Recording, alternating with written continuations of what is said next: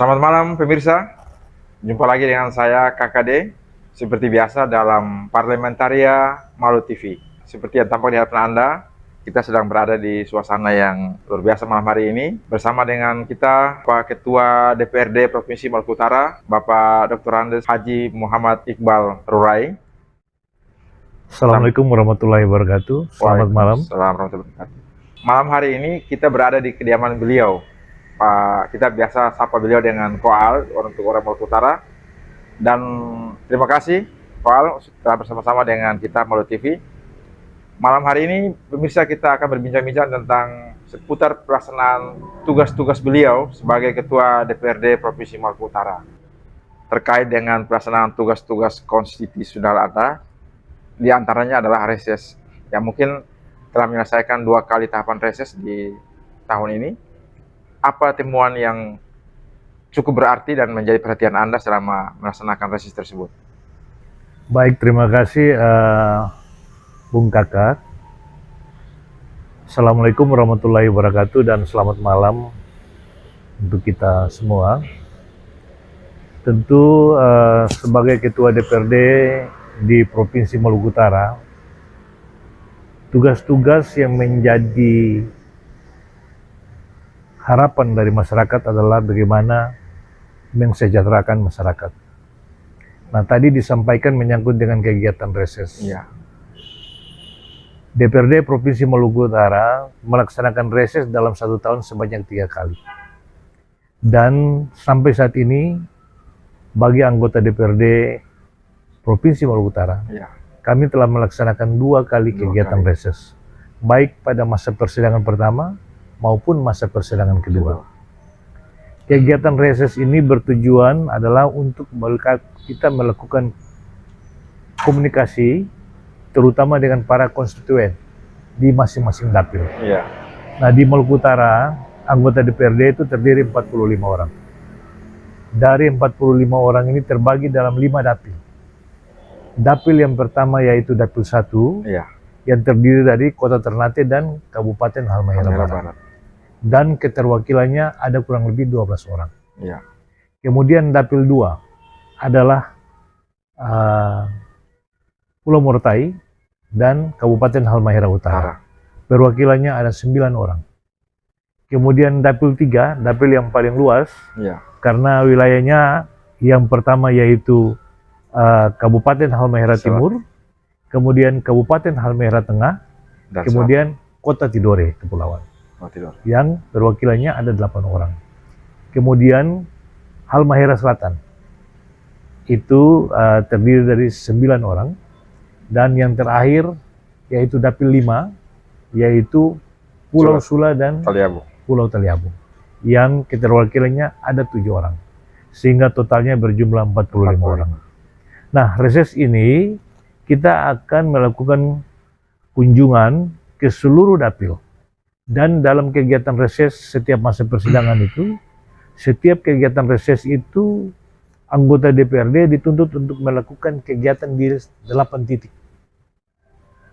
8 titik itu nanti dilihat kira-kira mana yang merupakan titik-titik yang menjadi kunjungan anggota DPR itu sendiri.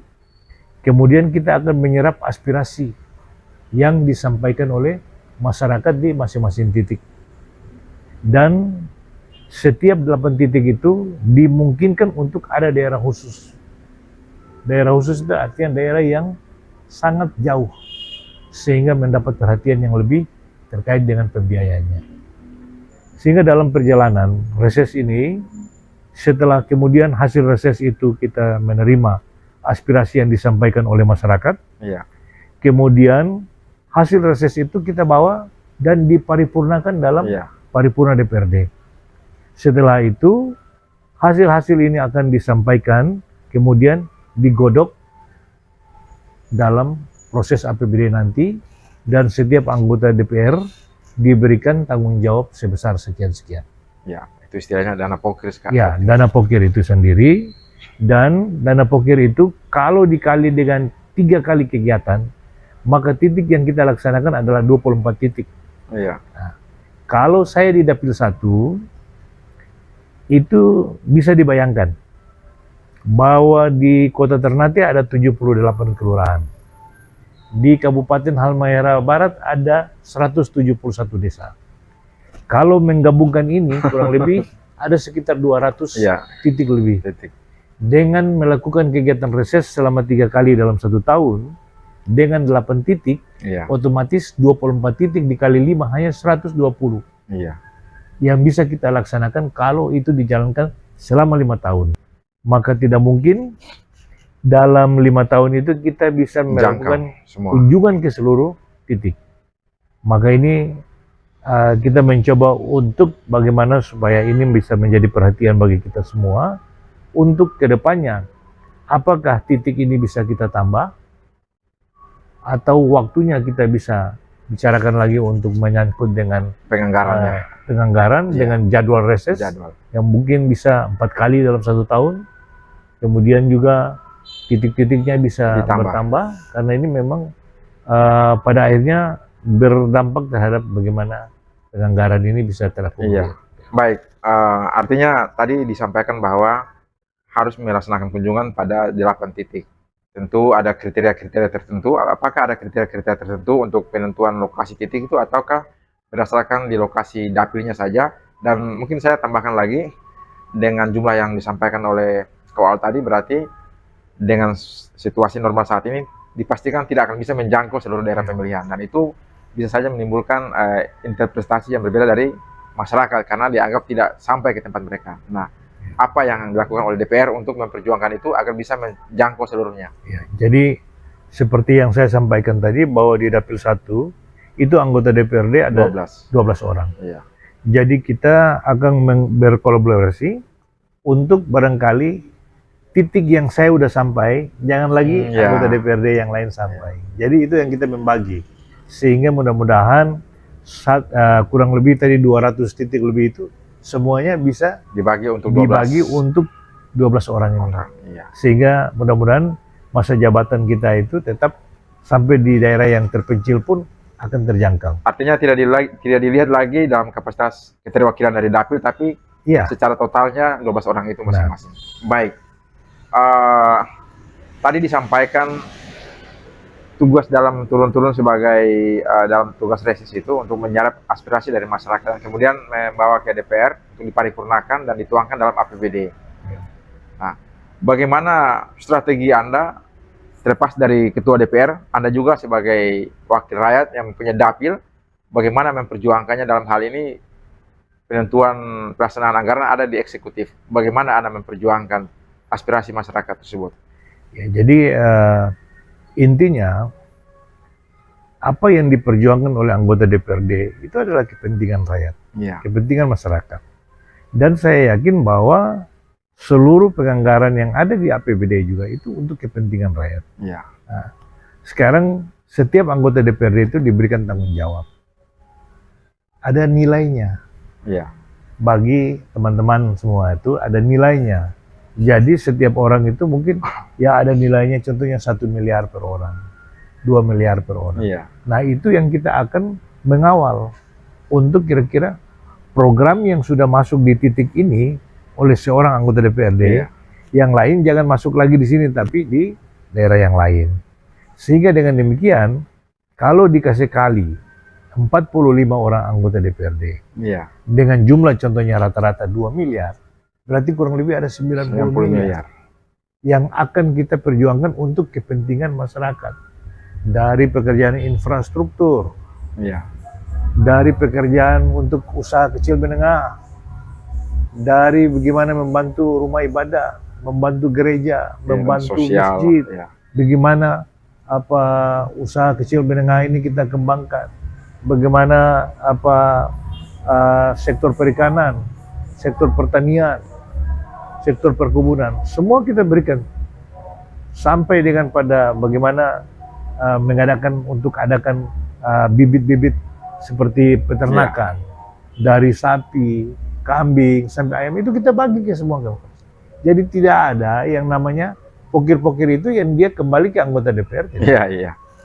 Kalau itu kadang-kadang orang berbicara di luar bahwa ini dan ini, itu hanya kamuflase. Tidak, nonsense. Semua adalah kepentingan masyarakat.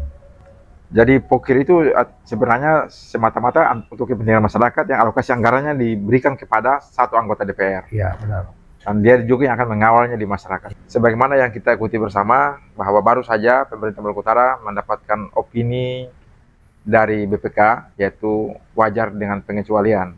Tentu yang menjadi target semua pemerintah daerah adalah WTP tanpa pengecualian. Bagaimana DPRD Maluku Utara menyikapi hal tersebut? Baik, terkait dengan LHP yang baru saja disampaikan oleh BPK Perwakilan Maluku Utara, dan memang pemerintah setelah disampaikan bahwa tadi disampaikan oleh Bung Kakak bahwa memang kita mengalami penurunan ya, yang dulunya biasanya WTP, sekarang kita mendapat WDP. Jadi memang permasalahan yang kita lihat sekarang itu permasalahannya kenapa ada dulu kita bisa WTP, sekarang kita WDP. Karena memang kunci dari permasalahan ini adalah menyangkut dengan masalah utang. Utang. Kuncinya di situ. Bahwa sampai saat ini pemerintah Provinsi Maluku Utara itu belum mampu menyelesaikan utang-utang yang pertama, utang pihak ketiga. Utang-utang DBH, dana bagi hasil kabupaten kota. Nah, itu yang merupakan penilaian yang paling inti daripada hasil pemeriksaan BPK ini. Sehingga diharapkan bahwa karena ini merupakan hasil pemeriksaan dari yang gubernur yang lalu. Gubernur yang baru ini belum. Gubernur yang baru ini karena kita akan masuk pada triwulan ketiga. Dan ini yang nanti akan dinilai oleh BPK pada saat nanti periode berikutnya. Nah, jadi saya harapkan bahwa pemerintah yang sekarang dalam hal ini gubernur dan wakil gubernur harus mampu melihat bahwa permasalahan yang kita hadapi yaitu harus menyangkut dengan temuan-temuan harus diselesaikan. Yang temuan yang pada saat ini yang dilihat itu harus diselesaikan seluruh OPD, dan kemudian terkait dengan kewajiban kita yaitu membayar utang harus kita selesaikan sehingga ke depan mudah-mudahan kita bisa naik kembali kepada status hasil WTP. Penilaian WTP. Baik, Koal. Kita maklumi bersama bahwa pemerintahan ini adalah sebuah kelembagaan yang tidak memandang secara personal. Sehingga sebuah pemerintahan dalam hal ini Provinsi Maluku Utara berganti pemerintahan, berganti pucuk pimpinan gubernur, tapi secara tanggung jawab pemerintahan tetap sama. Nah, saya ingin masuk kepada tadi tentang kewajiban membayar hutang dan kemudian hal-hal terkait dengan efisiensi anggaran. Dalam hal kita tahu bahwa yang namanya efisiensi adalah penghematan. Nah, bagaimana jika terjadi dalam rangka efisiensi tapi anggaran yang misalnya diutak-atik atau dipindah, dirubah, apakah akan terjadi seperti itu? Ya, jadi memang terkait dengan efisiensi dan pergeseran. Pergeseran. Jadi memang pada saat ini seluruh program-program pemerintah itu kita mengacu dengan Impres nomor 1 yang dikeluarkan oleh pemerintah pusat. Dalam hal ini perintah Presiden Jokowi. Kemudian didukung lagi dengan surat edaran. Nah, menyangkut dengan efisiensi ini yang pasti kita sudah melaksanakan sebelumnya. Dari pemerintah sebelumnya sudah dilaksanakan. Ya, kita sudah melaksanakan. Satu bukti yang kita sudah bisa melaksanakan yaitu contohnya di kegiatan-kegiatan yang selama ini dilakukan terkait dengan pokir tadi yang nilainya biasanya 3 miliar per orang itu dikasih turun menjadi 1 miliar. Lebih dari 50%. Itu sudah diefisiensi dengan harapan bahwa dari situ bisa menyelesaikan utang-utang, termasuk utang pihak ketiga maupun utang DBH. Nah, pertanyaannya di situ, Koal.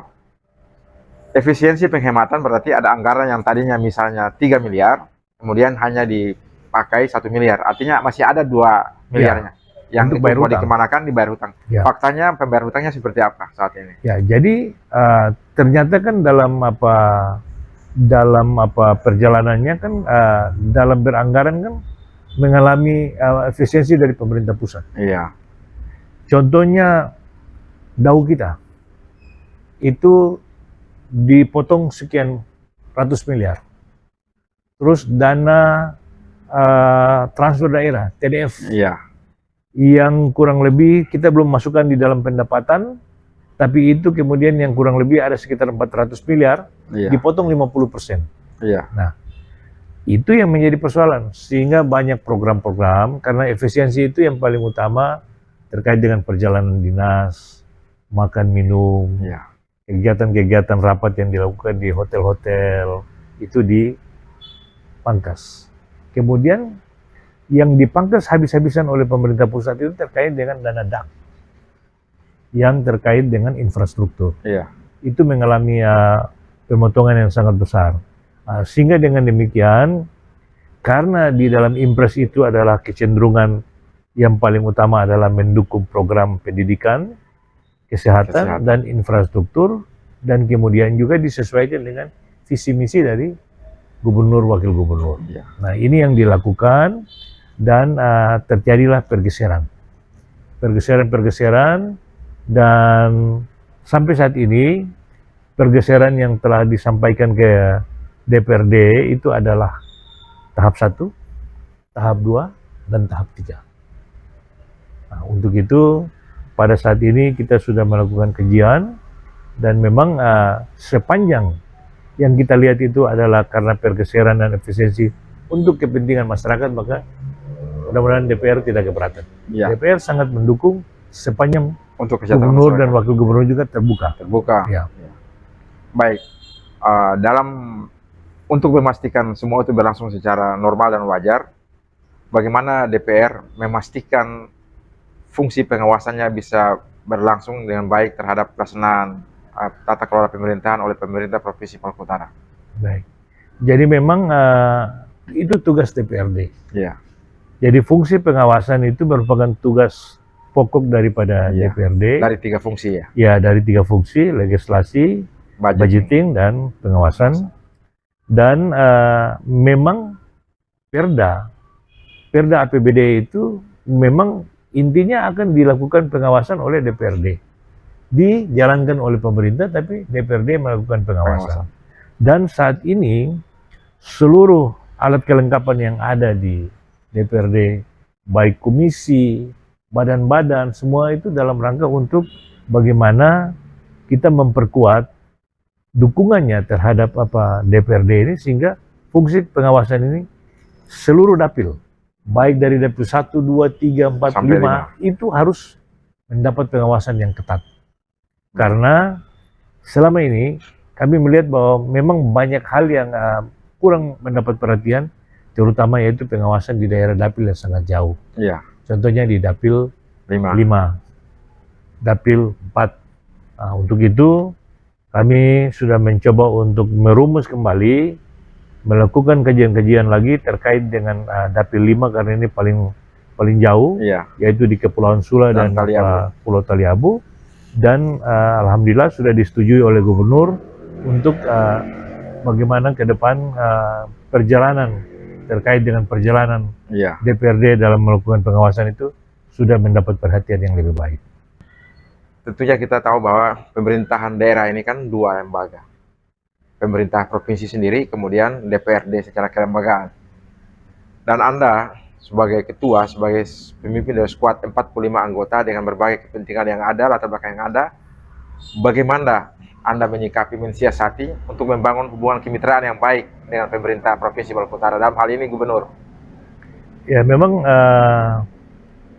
tugas-tugas yang dilaksanakan oleh pimpinan DPRD dan seluruh anggota DPRD yang 45 orang ini adalah bersinergik dengan gubernur, wakil gubernur, dan pemerintah dalam hal ini Sekda dan seluruh SKPD. Makanya sampai saat ini kami DPRD Provinsi Maluku sangat berkomitmen bahwa sepanjang kepentingan itu adalah kepentingan rakyat dan tidak menyalahi aturan, itu otomatis DPRD akan tampil paling terdepan untuk memberikan dukungan full.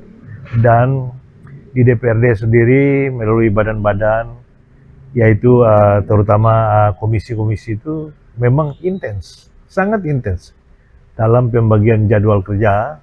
Kita sudah mengatur bahwa hampir sebagian besar waktu kita adalah bagaimana melakukan koordinasi dengan komisi dengan SKPD terkait. OPD terkait, Iya. dan intinya yang paling utama tadi adalah melakukan pengawasan. Iya. Itu kunci. Sehingga mudah-mudahan di kepemimpinan gubernur yang baru ini, Iya. Ibu Sherly dan Pak Sarbin Sehe, ya mudah-mudahan ke depan kegiatan-kegiatan terutama infrastruktur, pendidikan, kesehatan yang selama ini kita sudah mencoba untuk menggalang lebih baik, makin ditingkatkan, terutama di sektor pendidikan.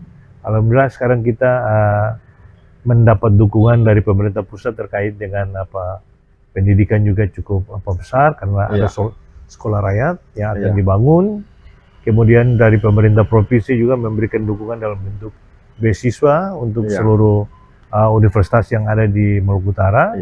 Dan kemudian di tingkat SLTA dan SMA dan SMK juga dibebaskan dari komite SPP dan komite sekolah juga tidak ada. Dan terkait dengan kesehatan juga kita mendapat dukungan dari pemerintah pusat, yaitu ada dukungan beberapa rumah sakit, termasuk Pulau Taliabu, kurang lebih ada 150 miliar lebih. Ditambah lagi dengan tenaga dokter. Tenaga dokter bagi putra-putra daerah yang punya profesi sebagai dokter, yang belum mengambil ahli, sekarang mendapat jatah dari Kementerian Kesehatan itu kurang lebih ada sekitar 20 orang barangkali, dan juga ada juga beasiswa dari daerah. Nah, ini sebuah langkah yang cukup maju, dan kita mengapresiasi kinerja 100 hari dari gubernur dan wakil gubernur, dan mudah-mudahan ya ke depan ini kita mampu menggenjot pendapatan. Karena apapun yang mau kita belanjakan, sepanjang pendapatan kita dengan APBD 3,4 miliar, 3,4 T, tidak mungkin dengan Maluku Utara yang sebesar ini. Makanya kita akan memaksimalkan pendapatan, terutama di sektor pertambangan. Untuk itu, khususnya dinas-dinas terkait, terutama Bapenda, harus lebih meningkatkan pengawasan untuk terkait dengan kewajiban-kewajiban oleh perusahaan-perusahaan yang mengelola tambang di Maluku Utara. Karena itu dari sektor perpajakan, terutama dari pajak alat berat, kendaraan berat, air permukaan, itu bisa mengejut pendapatan, sehingga mudah-mudahan kita tidak ketergantungan dengan pemerintah pusat. Yang sekarang ini kan 70% berbanding dengan 20%. Kita punya PAD sangat kecil, padahal kita merupakan daerah yang mampu memberikan sumbangsi terbesar untuk negara ini. Dan kita berharap di sektor perikanan. Sektor perikanan kita minta untuk pemerintah pusat untuk merevisi regulasi yang ada, sehingga ke depan barangkali pemerintah pusat melalui Presiden Jokowi, Prabowo, barangkali bisa membantu Provinsi Maluku Utara ini ada pelabuhan ekspor. Kemudian kita juga berharap di Sufifi sebagai ibu kota provinsi bisa ditingkatkan menjadi kota Sufifi, dan kemudian ada sebuah lapangan terbang, airport, sehingga otomatis bisa membantu orang untuk melakukan investasi di Maluku Utara. Baik, pemirsa, luar biasa, sangat banyak hal yang disampaikan oleh Ketua Bapak Haji Muhammad Iqbal Rai, dan kita tidak akan membahas semuanya tuntas malam hari ini, masih banyak lagi akan kita bahas dengan beliau. Dan sebelum mengakhiri sesi kali ini dari acara Parlamentaria Malu TV, kita berikan kesempatan kepada Koal untuk closing statement-nya. Baik, jadi saya berharap bahwa kata kunci daripada provinsi ini bisa berkembang dan maju adalah bagaimana kita bersatu. Bersatu, bersama-sama dari semua lapisan masyarakat, dari semua pihak yang berkepentingan, terutama TNI, Polri, untuk memberikan dukungan sehingga bagi masyarakat yang ada di Maluku Utara ini, kita sebagai punya daerah, kita tidak bisa bukan saja menjadi tamu dan bukan saja menjadi penonton, tapi kita bisa terlibat di semua sektor yang ada. Tuh, Dengan rumah di negeri catatan sendiri. kita menjadi satu bersatu, kita maju, bercerai kita runtuh. Ya, Mari moi, mari betul. luar biasa. Assalamualaikum warahmatullahi wabarakatuh. Terima kasih. Selamat Waalaikumsalam malam. warahmatullahi wabarakatuh. Dan pemirsa, demikian Parlementaria bersama dengan Ketua DPRD Provinsi Maluku Utara, Bapak Haji Dr. Andes Haji Muhammad Iqbal Rurai. Terima kasih atas perhatiannya. Selamat malam dan sampai jumpa. Terima kasih.